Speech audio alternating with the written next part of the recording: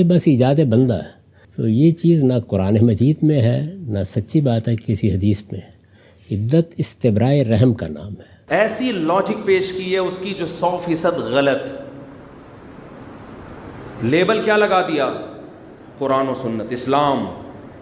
لوگوں کو پتہ نہیں ہے وہ لاجک کیا پیش کی ہے کہ جی اسلام نے عدت کا حکم اس لیے دیا تھا تاکہ نسب کی حفاظت ہو. اس کے پیٹ میں بچہ ہو تو پتہ چل جائے. اب چونکہ الٹرا ساؤنڈ سے اور ٹیسٹ سے پتہ چل جاتا ہے، لہذا عدت گئی. بولو بھائی، وہ اسلام نے اگر نسب کی حفاظت کے لیے عدت کا حکم دیا ہوتا ایک مینسز سے پتہ چل جاتا ہے. 3 مینسز کیوں کیے اسلام نے؟ شوہر کے مرنے کے بعد 4 مہینے 10 دن کیوں قرار دیے اسلام نے؟ بڈھی عورتوں پہ عدت فرض کیوں ہے؟ ان کو تو حمل کا امکان ہوتا ہی نہیں ہے. یہ سارے سوالات کے جواب پی گئے. سلامتی ہے ان آنکھوں پہ جو ہدایت پہ نظریں جمائے بیٹھی ہیں، ان کانوں پہ جو ذکر خیر کے منتظر رہتے ہیں، اور ان قدموں پہ جو ہدایت کی راہ پہ گامزن ہیں. سوال پوچھا ہے کہ جی ہمارے ہاں بڑی بوڑھیاں بیوہ ہو جاتی ہیں، ان کو بھی اس عمر میں گھروں میں بند رکھا جاتا ہے. عدت کی جو روایت ہے اس کے تحت اسپتال بھی نہیں جا سکتی وہ. تو یہ اگر کوئی ایسی خاتون ہے جس کے یہاں کوئی امکان، کوئی امید نہیں ہے پیدائش کی، تو کیا ان کو عدت کا یہ وقت گزارنا لازم ہے دینی لحاظ سے؟ جس کی ہاں امید ہے اس کو بھی بس یہی کرنا ہے کہ اس دوران میں نکاح نہیں کرنا، ایک. اور دوسرے کوئی ایسا کام نہیں کرنا کہ جس میں کوئی تہمت لگنے کا اندیشہ ہو. کمرے میں بند کر دینا ہے، گھر میں بند کر دینا ہے. ضروری معاملات کے لیے بھی باہر نکلنے پر پابندی ہے. اپنے محرم اعزاء کے ساتھ آپ کہیں ادھر ادھر نہیں جا سکتے. یہ بس ایجاد بندہ ہے. ابھی پچھلے دنوں میں دیکھ رہا تھا کہ خاتون نے کہا کہ میں ووٹ دینے کے لیے جانا چاہتی ہوں، تو اس پہ بھی فتویٰ آ گیا کہ نکلنا ممکن نہیں ہے. تو یہ چیز نہ قرآن مجید میں ہے نہ سچی بات ہے کسی حدیث میں ہے. عدت استبراء رحم کا نام ہے. یعنی یہ تعین ہونا چاہیے اور اس کا یقین ہو جانا چاہیے کہ بچہ نہیں ہے یا بچے کا امکان نہیں ہے، یا عورت کے رحم میں کوئی اس طرح کا اندیشہ نہیں ہے کہ کسی بچے کے نسب کے بارے میں کوئی بحث پیدا ہو جائے گی. تو بس یہی چیز ہے. صدًا للذریعہ ہمارے ہاں یہ روایت قائم کی گئی کہ وہ زیادہ وقت گھر میں گزاریں. یہ کوئی دین کا حکم نہیں ہے. دین کا حکم بس اتنا ہی ہے کہ نہ نکاح کیا جائے گا، نہ اس دوران میں کوئی نامہ و پیام ہوں گے، اور نہ کوئی ایسا جانے میں آنے میں طریقہ اختیار کیا جائے گا جو موضع تہمت بن جائے. یہ احتیاط ملحوظ ہے تو بس دین کا تقاضا پورا ہو گیا. لیکن آپ جس معاشرے میں رہتے ہیں اس کی اپنی کچھ اقدار بن جاتی ہیں، کچھ حساسیتیں بن جاتی ہیں. وہ ہمارے معاشرے میں یہ ہے. بڑی بوڑھیوں کے بارے میں بھی اصرار کیا جاتا ہے، ورنہ تو اگر بالکل تعین ہو گیا کہ بچے کا امکان نہیں ہے تو عدت کی پابندی کی بھی کوئی ضرورت نہیں رہتی. سب یہ آپ سے کئی دفعہ ہم نے پوچھا بھی ہے اور آپ اس پہ اظہار خیال کرتے رہے ہیں کہ یہ جو عدت ہے اس کی جو بنیادی وجہ ہے، جو ریزن ہے اس کو پیچھے، اس حکم کی جو علت ہے وہ تو اصل میں استبراء رحم میں یہ واضح ہو جائے کہ خاتون کے پیٹ میں بچے کا امکان نہیں ہے، تاکہ کل کوئی شبہ اندیشہ پیدا نہ ہو. سوال یہ پوچھا گیا ہے کہ جو دین اور شریعت کے اس حکم کا بنیادی جو علت متعین کی گئی ہے، اس کے بارے میں کیا یہ نہیں کہا جا سکتا کہ عدت میں صرف یہ علت پیش نظر نہیں ہے، بلکہ وہ جو مدت وہاں گزرے گی طلاق کے بعد، اس میں شوہر کے ساتھ کوئی رفاقت، میل جول، اور اس ساتھ رہنے کے نتیجے میں شاید کوئی دوبارہ رشتہ جڑنے کا امکان پیدا ہو. تو یہ کہنا کہ محض یہی علت ہے اور وہ اس میں شامل نہیں ہے، تو یہ حکم کی منشا کے برخلاف نہیں نظر آتا؟ ہاں، میں نے تو جتنا قرآن مجید پر غور کیا ہے اور دلائل کے ساتھ اس کو بیان بھی کر دیا ہے، قرآن سے ایسی بات نہیں معلوم ہوتی. یہ بالکل واضح ہو جاتا ہے کہ اصل چیز یہی ہے. اصل چیز عدت میں استبراء رحم ہے. باقی یہ ہے کہ جس وقت اللہ تعالیٰ کوئی حکم دیتے ہیں تو اس کے کچھ ضمنی فوائد بھی ہوتے ہیں. یعنی اصل چیز کیا ہے، کس چیز کو پیش نظر رکھ کر یہ بات کہی گئی ہے. چنانچہ اس میں دیکھ لیجئے کہ جس وقت وضع عمل ہو جاتا ہے 3 دن کے بعد ہو جائے تو عدت ختم ہو جاتی ہے. جب میاں بیوی کے درمیان ملاقات نہیں ہوئی ہوتی تو اللہ تعالیٰ کہتے ہیں کہ کوئی عدت ہی نہیں ہے. جب ارتیاب نہیں ہوتا، یعنی کوئی شبہ نہیں ہے، ان ارتبتم کے الفاظ ہیں نا سورہ طلاق میں، تب بھی کوئی عدت نہیں ہوتی. تو اس کے صاف معنی یہ ہیں کہ وہ دوسری چیز فائدہ ہے.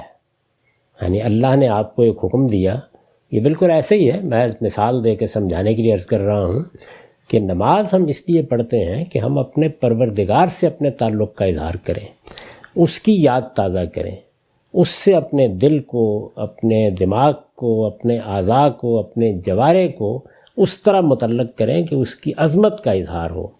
اور اس کے لیے قرآن مجید نے اقیم الصلاۃ علی ذکری کی تعبیر اختیار کی ہے. لیکن اس کے کچھ فوائد بھی ہوتے ہیں. وہ فوائد بعض اوقات اخلاقی بھی ہوتے ہیں. جیسے قرآن نے خود ایک فائدہ بیان کیا کہ ان الصلاۃ تنہی عن الفحشاء والمنکر. اسی طرح سے ہو سکتا ہے کہ کوئی آدمی کچھ طبی فوائد بھی بیان کر دے، لیکن وہ مقصود نہیں ہوتے. وہ تو اصل چیز کو جب آپ کرتے ہیں تو ضمنی طور پر حاصل ہو جاتے ہیں. تو جب ایک عورت 3 ماہ کی عدت گزارے گی اور کہا کہ اسی گھر میں رہے گی تو اس میں یہ فائدہ ہے. اور اگر آپ غور کر کے دیکھیں جو سورہ طلاق میں وہ جو فائدہ بیان کیا ہے، وہ فائدہ بھی اس چیز کا بیان کیا ہے کہ اس کے دوران میں انہیں گھروں سے نہ نکالو، اکٹھے رہو گے تو ہو سکتا ہے کہ لعل اللہ یحدث بعد ذالک امرا، اللہ تعالیٰ اس میں کوئی اور خیر یا خوبی کی بات پیدا کر دے. تو یہ فائدہ بیان کیا ہے، علت یہ نہیں ہے. علت وہی ہے، اور وہ جگہ جگہ قرآن مجید نے واضح کر دیا ہے. ورنہ آپ خود بتائیے کہ اگر اولاد ہو گئی ہے مثال کے طور پر، تو اس کے بعد تو لازم کرنا چاہیے تھا کہ اب 3 مہینے گزارے ہی جائیں، کیونکہ بچہ بھی پیدا ہو گیا. بڑے امکانات ہیں کہ بچہ ہی دونوں کے درمیان موافقت کا باعث بن جائے گا، لیکن اس پر بھی اللہ تعالیٰ نے یہ بات نہیں کہی. اور یہ جو عام طور پر استدلال کیا جاتا ہے کہ 3 مہینے ہی پھر کیوں، تو یہ اس لیے کہ اس میں احتیاط کا تقاضا ہے. یعنی یہ بات ایک ایام آ جانے سے بھی واضح ہو جاتی ہے، لیکن ایسا ہوتا ہے بعض اوقات کہ اس میں شبہ کا امکان رہتا ہے. تو اللہ تعالیٰ نے اس کو 3 مہینے تک پھیلا دیا. میں عرض کر چکا ہوں، اپنی کتاب میں لکھا بھی ہے کہ بیوہ کی عدت 4 مہینے 10 دن اس لیے ہے کہ کچھ پتہ نہیں ہوتا آدمی کب دنیا سے رخصت ہوگا، تو اس میں اور زیادہ احتیاط کا تقاضا ہے. آج کے زمانے میں ظاہر ہے کچھ دوسرے ذرائع ایجاد ہو گئے ہیں جن سے لوگوں کو معلوم ہو جاتا ہے، لیکن اس سے پہلے تو لوگوں کے معلوم کرنے کا ایک ہی طریقہ تھا. عدت کی اصل علت وہی ہے، وہ موجود ہے تو عدت ہوگی، وہ موجود نہیں ہے تو عدت نہیں ہوگی.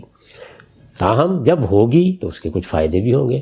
تو ان فائدوں کو پیش نظر رکھ کر اگر لوگ یہ طے کر لیں کہ نہیں یہ گزارے ہی گے تو بڑی اچھی بات ہے، اس سے کس کو انکار ہے. لیکن اصل علت یہ نہیں ہے. بسم اللہ الرحمن الرحیم. السلام علیکم جی. اللہ تعالیٰ نے اس دنیا میں انسان کو ایک خاص اسکیم کے تحت پیدا کیا ہے. اللہ یہ چاہتے ہیں کہ انسان یہاں پیدا ہو، بڑا ہو، شعور کی عمر کو پہنچے. شعور کی عمر کو پہنچنے کے بعد جو ارادے اور اختیار اور فیصلہ کرنے کی صلاحیت اور نیکی اور بدی کی تمیز ہم نے اس کی فطرت میں ڈالی ہے، اس کو استعمال کر کے سچ، خیر اور بھلائی کا رستہ اپنائے تاکہ ہم اس کو اپنی جنت کی شہریت کے لیے منتخب کر سکیں. یہ خدا کا کریشن پلان ہے. اگر آپ غور کریں تو اس کریشن پلان کی تکمیل اس وقت تک نہیں ہوتی جس وقت تک دنیا میں انسان نہ پیدا ہو. اور اگر آپ مزید غور کریں تو آپ کو اندازہ ہوگا کہ انسانوں کی پیدائش چونکہ انسانوں ہی کے ذریعے ہوتی ہے، تو گویا خدا نے انسانوں کو اپنے کریشن پلان میں شامل کر لیا. اب وہ ہیں جو بچے پیدا کریں گے اور وہ بچے بڑے ہوں گے اور اللہ تعالیٰ کے اس امتحان میں شریک ہو جائیں گے. اللہ تعالیٰ نے جس وقت انسان کو اس کریشن پلان میں شریک کیا تو اب 2 چیزیں ایسی تھیں کہ جن کا خیال رکھنا بہت ضروری تھا. پہلی چیز یہ کہ جو بچہ دنیا میں آئے وہ کوئی گائیں، بھینس، بیل کا بچہ نہیں ہے کہ پیدا ہونے کے چند لمحے بعد چلنا پھرنا شروع کر دے اور اپنی خوراک کو خود ہی تلاش کر لے اور اپنی زندگی خود ہی گزارنا شروع کر دے. انسان کا بچہ ہے، ناتواں، بے کس، بے سہارا، بے آر و مددگار، جو اپنی نیڈز اور اپنی خواہشات کو بیان کرنے کی بھی صلاحیت نہیں رکھتا. نہ وہ زبان جانتا ہے، نہ وہ ایکسپریشن جانتا ہے. تو اب یہ ضروری تھا کہ اس بچے کی کیئر کرنا، اس بچے کو پروٹیکٹ کرنا، اس بچے کی پرورش، تربیت، نگرانی، پرداخت، نگہداشت، ان سب کے لیے وہ انسان ہی کو پابند کرے کہ وہ اس بچے کو شعور کی عمر پہنچنے تک خیال رکھیں گے. چنانچہ اللہ کے دین نے اس کو ایک اخلاقی تقاضا بنا کر اس بچے کے والدین سے متعلق کر دیا ہے کہ یہ بچہ اب آپ کی ذمہ داری ہے. پہلی چیز. دوسری چیز یہ کہ جس وقت وہ بچہ آپ کی ذمہ داری بنتا ہے تو اب اس بچے کے کچھ حقوق ہیں، اس بچے کی کچھ نیسیسٹیز ہیں جو آپ سے متعلق ہو جاتی ہیں. آپ ان چیزوں کے بارے میں کبھی بھی نیگلیجنس کا رویہ اختیار نہیں کر سکتے. تو اللہ تعالیٰ کی جو شریعت ہے اس کے اندر خدا تعالیٰ نے بعض ایسے احکام دیے جو ان تقاضوں یا ان مقاصد کو پورا کرنے کے لیے ہیں۔ اللہ تعالیٰ نے یہ بتایا کہ جس وقت ایک میاں بیوی مل جل کے ساتھ رہتے ہیں اور وہ علیحدگی کا فیصلہ کر لیں، مثلا شوہر طلاق دے دے، تو اب یہ ضروری ہے کہ وہ عورت اس بات کے بارے میں جانے کہ کیا اس کا پیٹ خالی ہے یا اس کے پیٹ میں بچے کی موجودگی کا امکان ہے۔ اگر اس کے پیٹ میں بچے کی موجودگی کا امکان ہے تو اب یہ لازم ہو جاتا ہے کہ اس بچے کی پیدائش غیر مبہم ہو، اس لیے کہ اگر آپ طلاق لے کر اگلے دن جا کے کہیں اور شادی کر لیتے ہیں اور آپ کے پیٹ میں پہلے سے کسی اور باپ کا بچہ پڑا ہوا ہے تو کل وہ دوسرا باپ یہ کہہ سکتا ہے کہ بچہ تو میرا نہیں ہے، اور بچہ بیچارہ اس کے نتیجے میں بیار و مددگار سڑک پہ آ سکتا ہے۔ تو یہ ضروری ہے کہ بچے کے نسب کا فیصلہ کیا جائے، اس کا باپ کون ہے، کس کے اوپر دین یہ اخلاقی ذمہ داری ڈالتا ہے کہ اس بچے کی پرورش کرے۔ تو اللہ تعالیٰ نے یہ بیان کیا کہ جس وقت لوگ طلاق دیں، اور یہ بھی بتا دیا کہ طلاق آپ نے اسی چیز کی رعایت سے دینی ہے کہ عورت کا پیٹ خالی ہے، لہٰذا کہا کہ آپ اس کو پیریڈز میں طلاق نہیں دے سکتے۔ تو آپ جب اس کو طلاق دیں گے تو اللہ تعالیٰ یہ کہتے ہیں کہ اس کے بعد اس عورت نے انتظار کرنا ہے، 3 پیریڈز تک انتظار کرنا ہے، تاکہ یہ بات واضح ہو جائے کہ اس کے پیٹ میں کوئی بچہ نہیں ہے۔ یہ بڑی غیر معمولی اور بڑی حکیمانہ تجویز ہے، اس لیے کہ اگر یہ بعد میں معلوم ہوتا ہے اور عورت کی کہیں اور شادی ہو چکی ہے تو ایک تنازع ہے جو آپ پیدا کر دیتے ہیں اس بچے کے نسب کے بارے میں بھی اور اس بچے کی نگرانی اور ذمہ داری کے بارے میں بھی۔ اب یہاں پر ایک سوال پیدا ہوتا ہے، وہ سوال یہ ہے کہ جدید سائنس نے جو ترقی کی ہے اس کے نتیجے میں اگر اگلے ہی دن طلاق کے بعد یہ معلوم ہو جائے کہ عورت کے پیٹ میں بچہ نہیں ہے، یا عورت مثلا بچہ پیدا کرنے کی صلاحیت ہی نہیں رکھتی تھی، تو کیا اللہ تعالیٰ نے جو یہ مدت مقرر کی ہے 3 پیریڈز کی طلاق کی صورت میں، یہ ختم ہو جائے گی؟ اس سوال پر غور کرنے کا جو سب سے اچھا طریقہ ہے وہ یہ کہ خود قرآن مجید کا مطالعہ کیا جائے اور دیکھا جائے کہ کیا وہاں پر یہ چیز زیر بحث ہے۔ تو جس وقت ہم قرآن کا مطالعہ کرتے ہیں تو ہمیں 2 ایسی صورتیں نظر آتی ہیں طلاق کے بعد عدت نہ گزارنے کی، جس پر ہم قیاس کر سکتے ہیں اس صورتحال کو کہ اگر بچے کی پیدائش متحقق ہو چکی ہے کہ نہیں ہے، کوئی امکان ہی نہیں ہے، تو پھر عدت گزارنے کی ضرورت باقی نہیں رہتی۔ کیوں؟ اس لیے کہ قرآن مجید نے 2 مواقعوں پر یہ بتایا ہے کہ اگر بچے کی پیدائش اگلے دن ہو جاتی ہے، یعنی آپ نے ایک خاتون کو طلاق دی، وہ پریگننٹ تھی اور ان کے اگلے دن بچہ پیدا ہو گیا، تو اللہ تعالیٰ یہ کہتے ہیں کہ اس کی عدت کوئی عدت نہیں ہے، گویا یہ بچے کی پیدائش ہی اس کی عدت ہے۔ کیوں؟ اس لیے کہ جس مقصد کے لیے اس نے وقت گزارنا تھا وہ مقصد پورا ہو چکا اور بچہ پیدا ہو چکا، پتہ چل گیا اس کا باپ یہ ہے، اس کی ماں یہ ہے۔ ایک اور صورت اللہ میاں نے بتائی کہ اگر شادی ہوتی ہے اور شادی کے بعد میاں بیوی کی ملاقات نہیں ہوتی، میاں بیوی وقت نہیں گزارتے، تو بھی کوئی عدت نہیں ہے۔ کیوں؟ اس لیے کہ جب ملاقات نہیں ہوئی تو اس بات کا کوئی امکان ہی نہیں ہے کہ بچے کی پیدائش متوقع ہوگی، لہٰذا جب امکان نہیں ہے تو جس مقصد کے تحت یہ ہدایت دی گئی تھی وہ مقصد ختم ہو گیا ہے، لہٰذا ان 2 صورتوں میں بھی عدت نہیں گزاری جائے گی۔ چنانچہ اسی بنیاد پہ ہم یہ کہتے ہیں کہ اگر موجودہ دور کے اندر سائنسی ایجادات اس بات کو متحقق کر دیتی ہیں، اور میں یہ عرض کرتا چلوں کہ یہ تحقیق دونوں طرف کے اطمینان پر مبنی ہے، یوں نہیں ہے کہ آپ کو طلاق ہوئی اور بیوی اٹھ کے گئی اور اس نے جا کے ایک میڈیکل ٹیسٹ کرا لیا، کل کو وہ میڈیکل ٹیسٹ چیلنج ہو جائے، تو ضروری ہے کہ جو دونوں فریقین ہیں، شوہر اس کا خاندان اور بیوی اس کا خاندان، وہ اس بات پر متفق ہوں کہ واقعی میں بچے کی پیدائش کا کوئی امکان نہیں ہے۔ چنانچہ اگر یہ صورت ہو جاتی ہے تو پھر عدت گزارنے، جو 3 پیریڈز کی عدت آپ نے گزارنی ہے شوہر کے گھر پر رہ کر، اس کی ضرورت باقی نہیں رہتی۔ یہاں پر کوئی شخص یہ سوال پوچھ سکتا ہے کہ اللہ تعالیٰ نے یہ جو بتایا ہے کہ طلاق کے بعد آپ نے اتنا وقت گزارنا ہے، تو یہ جو آپ نے مقصد بتایا کہ مقصد اس کا پیٹ کے بارے میں جان لینا ہے کہ بچے کی پیدائش کا امکان ہے یا نہیں، لیکن اس کا ایک اور مقصد بھی ہے، وہ یہ کہ اللہ تعالیٰ نے وہ ٹائم فریم جو ہے وہ طلاق میں رجوع کے لیے بھی آسان کر دیا ہے کہ اگر آپ نے طلاق دی ہے اور آپ عدت گزار رہے ہیں تو اس دوران اگر شوہر چاہے تو وہ رجوع بھی کر سکتا ہے، اور اللہ تعالیٰ یہ چاہتے ہیں کہ عورت وہاں رہے، دونوں کے دل میں نرمی پیدا ہو، اور خاندان جو ٹوٹنے کی طرف گامزن ہے اس میں واپسی کا کوئی امکان پیدا ہو سکے۔